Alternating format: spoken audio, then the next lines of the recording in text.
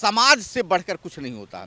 समाज के लिए नियम बनाए जाते हैं और समाज के लिए नियम तोड़े जाते हैं। ऐसी प्रतिज्ञा ना करें हो कि गंगा पुत्र जैसे भीष्म ने प्रतिज्ञा की तो महाभारत। जो भी सरकारें होती हैं उनकी अपनी स्थितियां होती हैं।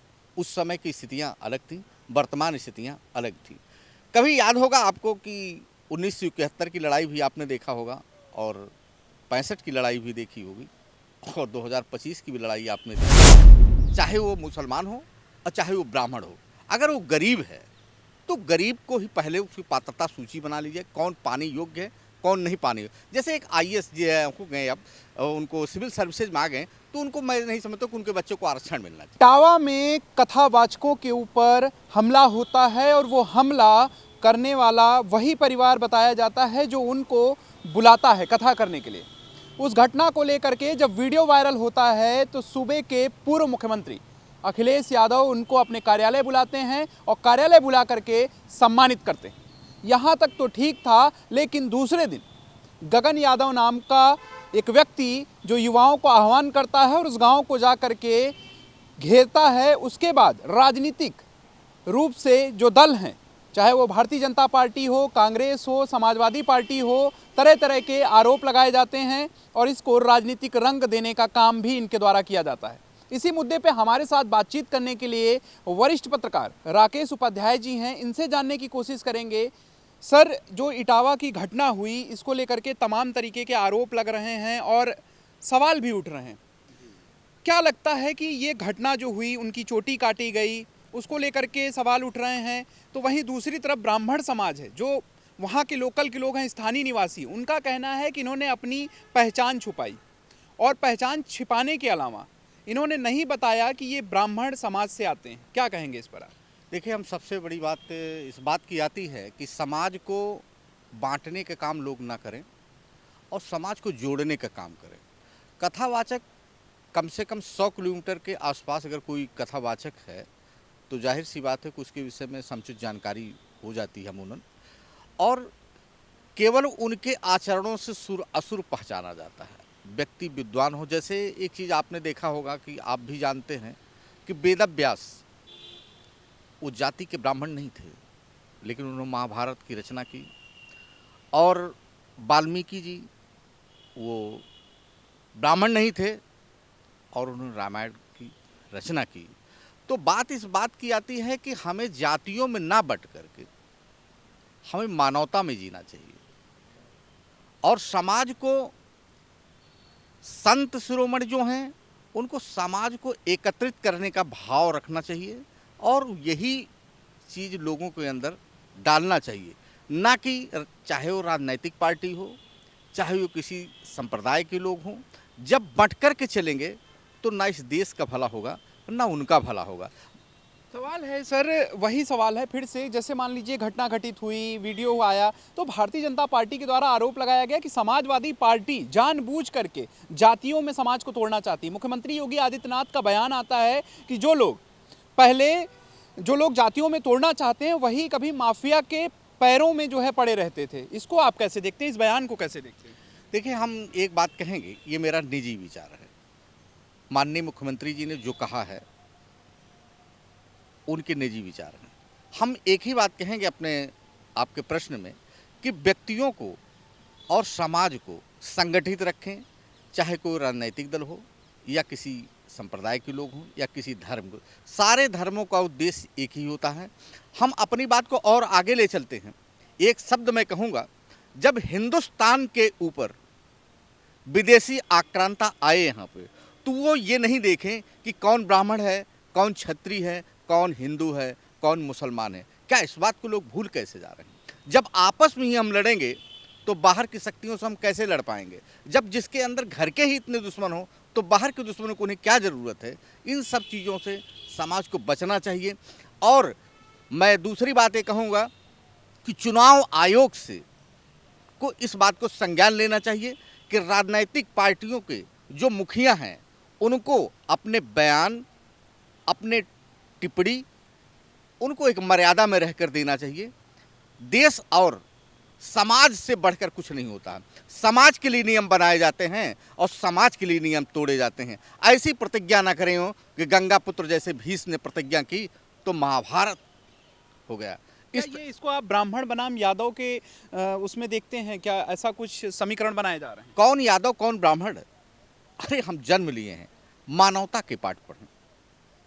मैंने पहले भी कहा कि जब जन्म लेता है तो क्या वो उसको पता होता है कि मैं क्षत्रिय हूं या शूद्र हूं या ब्राह्मण हूं? तो यहां जात कैसी होती है? हमारा देश तो अनेक संप्रदायों का देश है। हमारे यहाँ का लोकतंत्र विश्व का सबसे बड़ा लोकतंत्र माना जाता है। आज वैशाली, बिहार में एक वैशाली जिला है जहां से लोकतंत्र की शुरुआत हुई। तो हम तो अपने आप में परिपूर्ण हैं। यहाँ जातियाँ कैसी हैं? ये तो हमें बांटने के लिए जिस तरीके के लोग अपने अपने सिद्धांत अपनाएं अपने उपभोग के लिए, चाहे वो राजनीतिक दल हों, चाहे वो संप्रदाय, जिससे अभी स्वामी जी का बयान आया, तो मैं उनके निजी भी विचार हो सकते हैं, शंकराचार्य जी की बात कर रहे हैं। हाँ उनके निजी विचार हैं, उस पर कोई सहमत होगा, कोई नहीं सहमत होगा।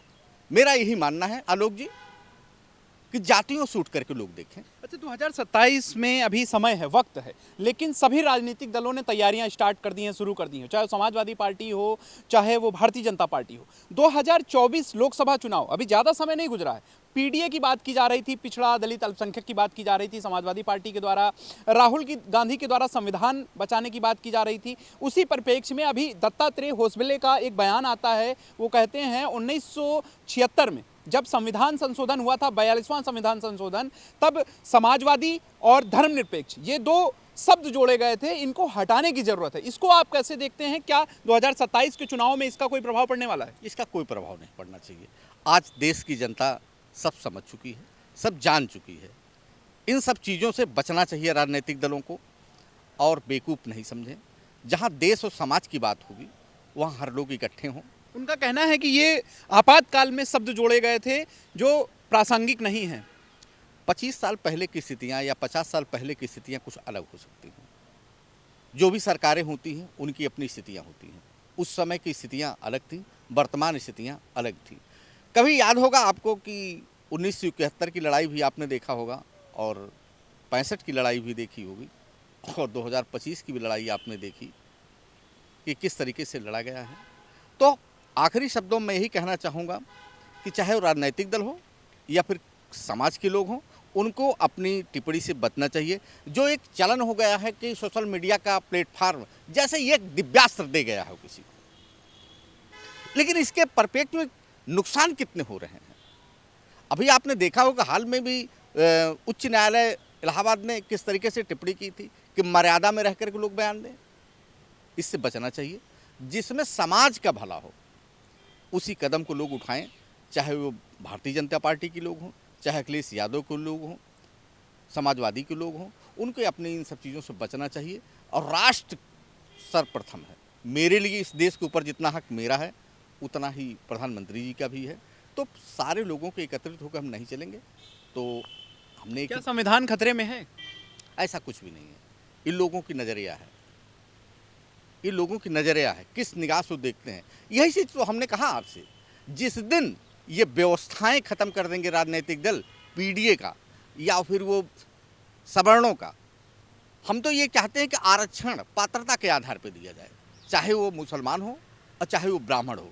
अगर वो गरीब है तो गरीब को ही पहले उसकी पात्रता सूची बना लीजिए, कौन पाने योग्य है कौन नहीं पाने योग्य। जैसे एक आईएएस हो गए, अब उनको सिविल सर्विसेज में आ गए, तो उनको मैं नहीं समझता कि उनके बच्चों को आरक्षण मिलना चाहिए। अभी आप पे लग जाएगा कि ब्राह्मणवाद का आरोप लग जाएगा। ब्राह्मण है, आप विरोध कर रहे हैं आरक्षण का। जो समाज दबा कुचला है, जिसको सामाजिक तौर पे दबाया गया, उन लोगों का कहना है उसको आरक्षण मिलना चाहिए। क्यों दर्द होता है पेट? नहीं, कोई दर्द नहीं होता। ये तो गलत आप कह रहे हैं कि इस तरीके के जो बयान लोग दे रहे हैं। तो मैं तो ये पहली बार आज भी मैं कह रहा हूँ कि पात्रता के आधार पर आरक्षण होना चाहिए।